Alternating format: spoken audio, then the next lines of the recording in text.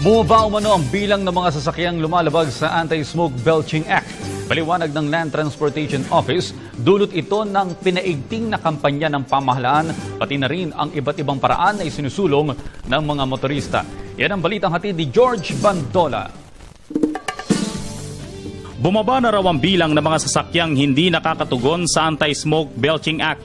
Mula sa halos 20% ng mga sasakyang bumabiyahe sa Metro Manila, mangilan-ngilan na lang ang mga lumalabag ayon sa Land Transportation Office. Ayun, mga kulang-kulang natin persenta kasi na-educate na natin yung mga motor vehicle owners for the inspection and maintenance of their motor vehicles. Dati kasi the inspection and maintenance forms part na talagang kailangan sa mga sasakyan dahil yun sa preventive maintenance system.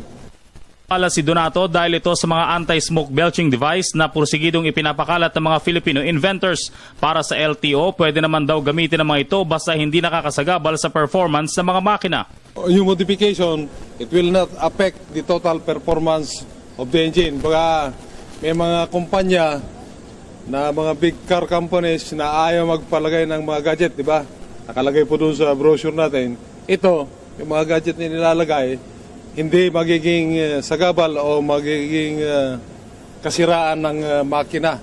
Sa LTO MVIS, iginiit ni Engineer LV Celisana, inventor ng isa sa mga anti-smoke belching device, maganda at siguradong resulta ng bagong imbensyong Pinoy na ito. Ang gadget po natin, pag tinignan nyo po ang output ay maliit, pero because po yung fuel ay in-expand niya, highly volatile na po siya, kasi po doon sa heat na kinuha natin, ang lubricity po ng fuel ay pinanipis natin.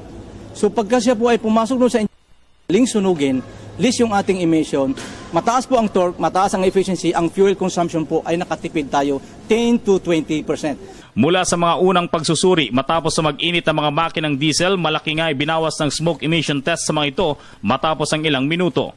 Para sa Telebisyon ng Bayan, George Bandola.